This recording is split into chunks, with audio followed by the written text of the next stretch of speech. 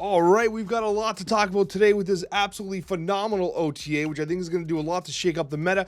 We've got one of the fastest buffs in Marvel Snap's history, rivaling only that of Hercules at its launch. However, we have also a nerf, but this nerf, I think, is no surprise. It's one that you saw coming from a mile away, much like you see Red Hulk building in power from a mile away.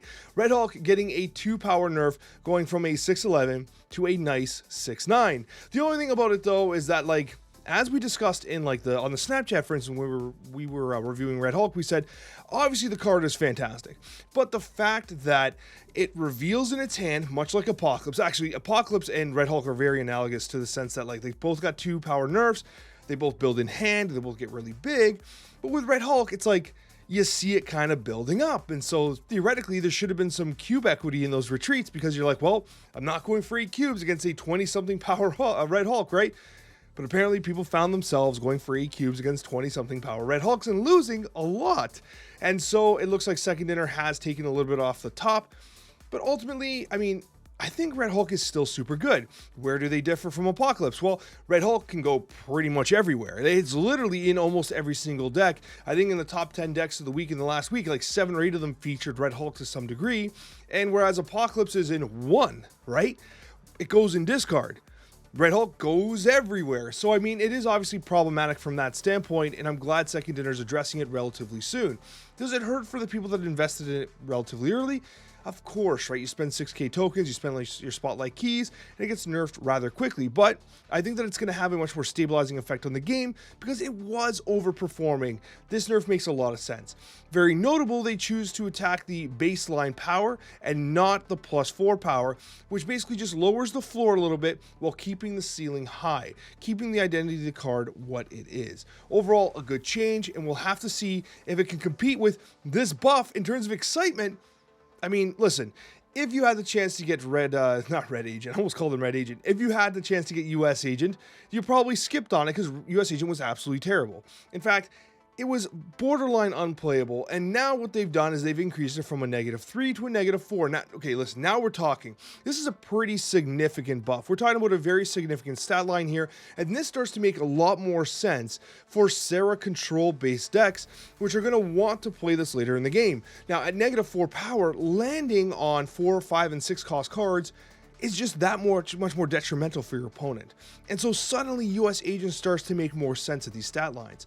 I like the idea that they went with the -4 power for the ongoing, as opposed to going with a like 2-4 stat line at base.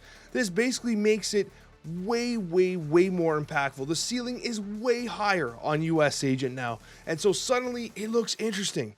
I'm actually interested in giving this a legitimate shot now. You think, Alex, come on, 1 power and all of a sudden you're on board.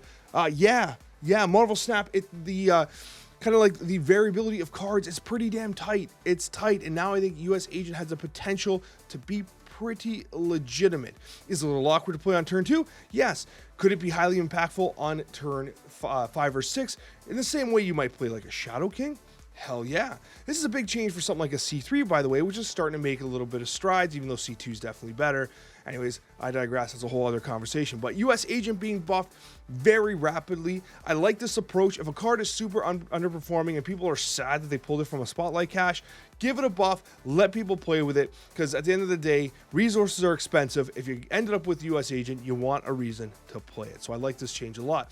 As I like this change, and I'm sure Coccia does as well, Jean Grey. Like, listen, we've been coping about Jean Grey for the longest time. Just so long, the hopium we've been huffing for Jean Grey. And I've been playing Jean Grey. Seriously, I've been playing quite a bit of Jean Grey, and it's like, it's bad. It's never been good. It's felt terrible. In theory, it should be a very powerful effect, but it just doesn't work that way. And so now getting a 3-4 power stat line, it starts to feel a little better. Does this completely change the identity of Jean Grey? No. Does the fact that there is Kitty Pryde, Angela decks everywhere impact Jean Grey? Yes, that's really negative for the deck. However, there is potential for a lot of disruption capabilities with Jean Grey's kind of archetypes and the way you can build it, as they discussed in the notes here. Cosmos, Echoes. There's so many different ways where you could really take advantage of Jean Grey's effect and completely shut down a whole number of decks. Giving it to a 3-4, I don't think breaks the game, but what I think it's going to do is it's going to bring Jean Grey back into the spotlight from a deck building perspective. And I think that, you know, some of the top deck builders in the game are going to start playing with Jean Grey again, and you just might see something pop up. And if it does, I bet you it's going to be pretty damn restrictive, which brings the Kitty Pryde balance style decks back into the forefront. Regardless, I like this change a lot. Jean Grey was kind of languishing for the longest time. It's an iconic character. I'm happy to see that it's getting at least a little bit of love. Now, then we go to the next card here, which is Stature. Now, Stature's been one of those cards which has kind of just bounced up and down in the meta. Stature Black Bolt seems to come back and then just disappear like once every couple weeks. The decks have always been pretty decent. One of the biggest challenges here is like, okay, would you buff Stature or do you buff Black Bolt? And I was thinking about that, right? Like, why do you choose Stature over Black Bolt? And I think there's the clear reason that Black Bolt's effect is inherently not fun, and so if you make that card more playable, then I think it screws up more players' experiences than just making Stature better. And they're played together anyway, so you're giving a net positive power to at least one of them, so they're going to be played in that way. Whereas with Stature, the +1 is less risky because it's not as disruptive to your opponent. Moreover, it is counterable by something like a Mobius and Mobius, so there's less inherent risk there. So if it completely starts going crazy, Mobius can be teched in. What the hell do you tech in to stop a Black Bolt? So I think there's a lot more risk with buffing Black Bolt for those that might be kind of like jumping in the comments, be like, why the hell is Black Bolt still kind of crappy? Well, this helps Black Bolt because you're never playing Black Bolt without Stature, generally speaking, right?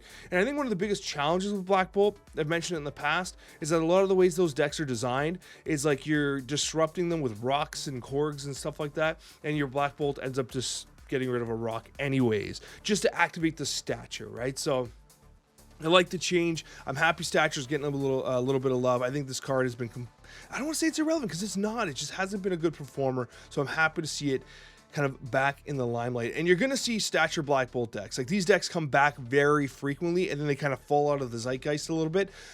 But you're going to see it. You're going to see Stature out there, and Black Bolt is going to be right alongside it. Now, here is one of the cards that Coccia and I discussed on the Snapchat as one of the worst cards in Marvel Snap. It's still one of the worst cards in Marvel Snap, make no mistake, but at least it feels slightly better at a 1 cost. Going from a 2/2 to a 1/2, Mantis is now at least kind of playable. No, it's not playable. I'm just kidding. It still sucks. It still sucks. However, at least it's a buff. You can sneak it in to help curve out at a 1 cost, take a shot. It's trying to copy whatever the hell they're playing. But do you still really want to do this, man? I don't know. You're not playing it on turn 1 and doing a 33% chance. Not even a 33% chance. That's hoping that they're playing a card anyways, right? When a lot of people skip turn 1. That's why these Red Hulks are getting so big. So, like, Mantis, man, like, okay, I'm glad that they're trying. This felt like a free change. Like, make Mantis a 1/2. Like, who actually is Mantis going to break Marvel Snap? No. Make it a 1 cost. But ultimately, I don't care. I don't think you care. And if I'm wrong, I'm happy because I love Mantis and I wish Mantis was better. So here's its chance.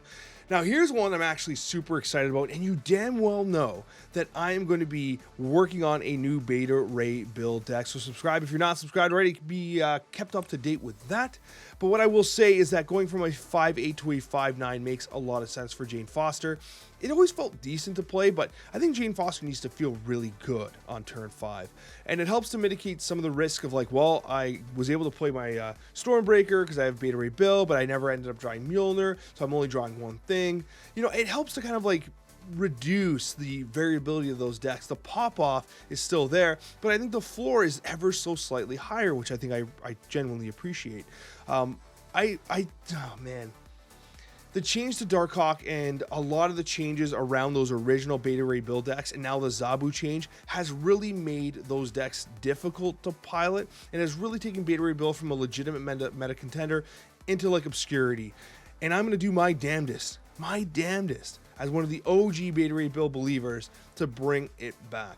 And I think this buff's enough just to stir the excitement ever so slightly. So very happy to see this. I think once again, this is I wouldn't say this is a free buff because I think that Jane Foster is really good. Not only with Beta Ray Bill, by the way, let's not forget that Mr. Negative decks often really benefit from Jane Foster, right? So Jane Foster is a core component on a lot of different shells that want to take advantage of those 0 cost cards. And so like this is a pretty significant buff to a number of different archetypes on the periphery of the main meta. With that being said, guys, thank you so much for watching. If you want to see more Marvel Snap content, YouTube's picking a random video that it thinks it likes for you right there. Subscribe if you're not subscribed already. Hit that like button if you'd like to support my content, and we'll see you on that next Marvel Snap video.